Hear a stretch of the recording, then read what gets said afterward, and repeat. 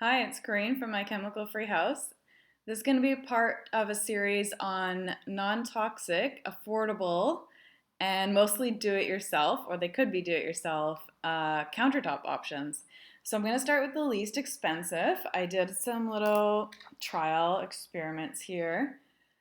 This is laminate. Laminate is usually the most inexpensive countertop option out there in general. And if you're wondering, isn't that super toxic? Well, this was my experiment in figuring out how to make it as non toxic as possible, especially for those with lower sensitivities or who have time to off gas things. So, we're going to go over that. So, laminate, I actually think it kind of comes in. I just got a gray because I just bought whatever's at the hardware store, but it comes like the Formica brand comes in some really cool designs. It can look really modern. You don't have to make it try and look like stone or try and look like something else. You can just do very modern, sleek designs. So I just bought this sheet of this isn't Formica brand, but Laminate brand, different brand of laminate from the hardware store. Pretty inexpensive. This is what it looks like. Comes in bigger sheets than this. I'm going to show you the sealers that I'm testing here. Try and seal in the off gassing here. So we got the top layer of laminate. The inside layer is recommended to use MDF, which does have formaldehyde, but a lot of people use plywood. It's really common to use plywood, even though they don't say it's like the absolute best substrate. It's super common to use plywood, and plywood does off gas less formaldehyde and faster.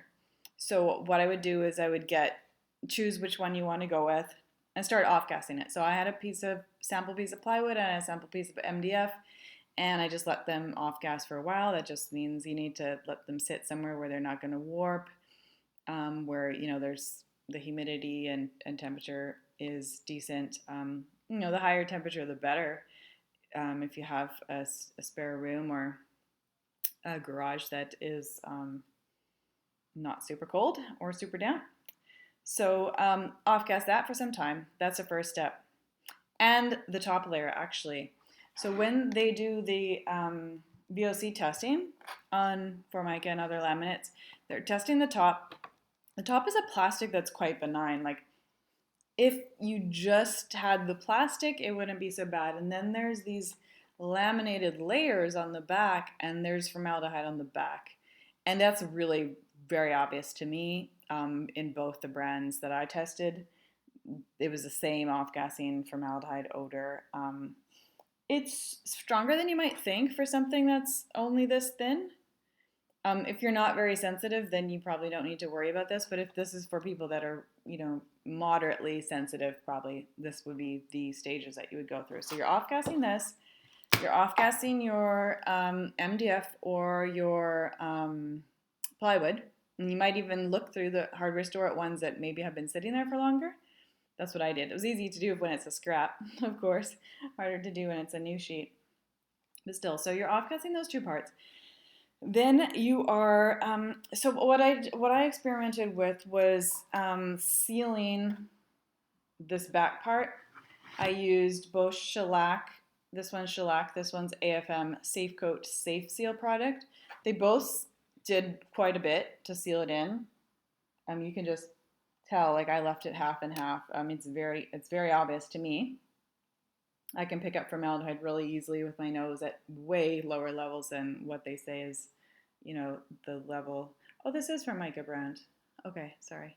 But didn't say that at the store. So I would say shellac did a little bit of a better job, but it did leave a little bit of more of a shiny finish, which is typical of shellac. So what you would have to do is make sure that you're testing that this is still going to adhere well to the MDF. So when I tested it, my sample that I did glue down, I actually didn't do the gluing down myself because I am too sensitive to do that part.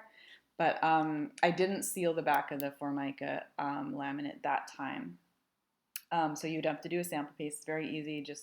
I just have them cut the piece for you at the hardware store if you want to do a sample. I think you should do a sample unless you're doing this whole thing where you can leave the whole thing to off gas for a while, which is also a good strategy. So when you complete it, and when you're doing it for a real countertop, you do the side as well, of course, in a certain way. And then you could leave that. And you know what? I think after a few months, for most people, not for the most extremely sensitive, but for most people, it's going to be okay. So I use contact cement. That's really the only glue that they recommend. And it was pretty horrific in the beginning, even for a few days. Like sometimes really high VOCs, they flash off really quickly. And a few days is pretty quick for something that's high VOC, but it wasn't immediate. It wasn't like bring it in that day, even for me who's not that sensitive. So I didn't do the gluing myself.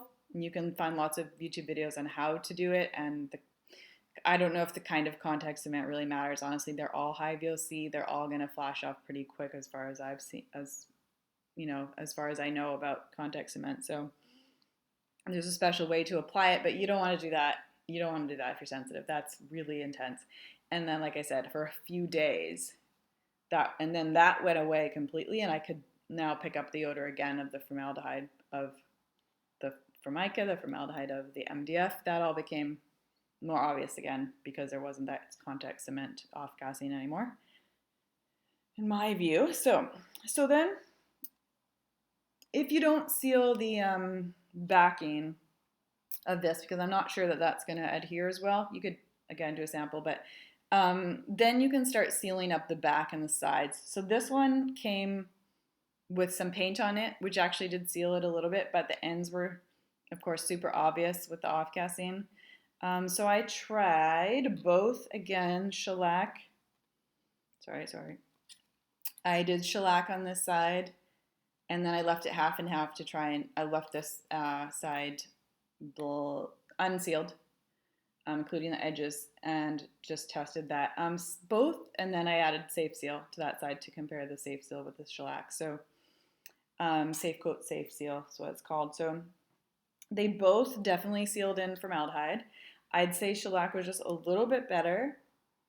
Shellac does kind of have this sweet smell. I've actually only heard of one person not really doing well with it, and I couldn't tell if it was because of the alcohol that needs to evaporate first, or if it's this kind of sweet smell. It's a natural resin. It does come in synthetic, but I would probably probably go with the natural resin for most sensitive people. So they both did a pretty good job. Generally, you want to off gas that for naturally as long as you can first. So if you do, like again in your garage or your spare room, just leaving that sit somewhere where it's not going to warp for as long as you have. So if you're not in a rush, and then seal it. So the last thing you want to do is sealing. And this did a pretty good job. And I tried to even get it up to seal in that Formica bit, and that did work. That did work a little. So it helped. I mean, the back that was painted really helped too. But so yeah, shellac and Safe Coat, Safe Seal both did a pretty good job. I'll show you the products that I used. Again, I thought shellac was a little bit of a better seal on both the like on this when it was finished and on the pieces of laminate before they were glued down. So this is really the shellac that you'll find anywhere. Zinsser. I just bought this at the hardware store, but I'll link to it. So, I've attempted to. So the main ingredients here is the natural resin and alcohol, very strong alcohol. It smells like an alcoholic drink. Like it just smells like alcohol. I had no problem applying that myself. Again, not extremely sensitive anymore. You can buy the natural resin flakes and mix it with alcohol yourself if you have any doubts about the additives here, because again, remember, not everything has to be added to the safety data sheet.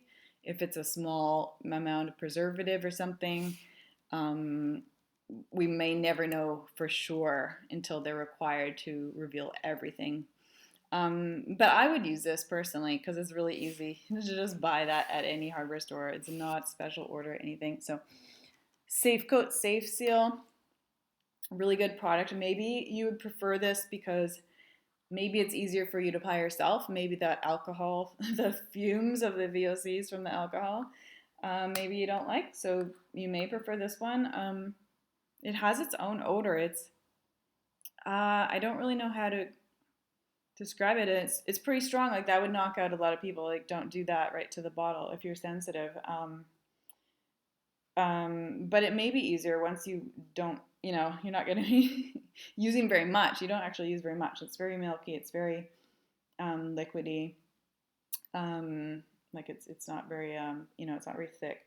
So you don't need a lot. And maybe that could be easier for you to apply yourself, which would be one benefit if if you didn't have help to use this product, or maybe you already have it because there's lots of good uses of Safe Coat for sealing anything with formaldehyde, especially wood products with formaldehyde.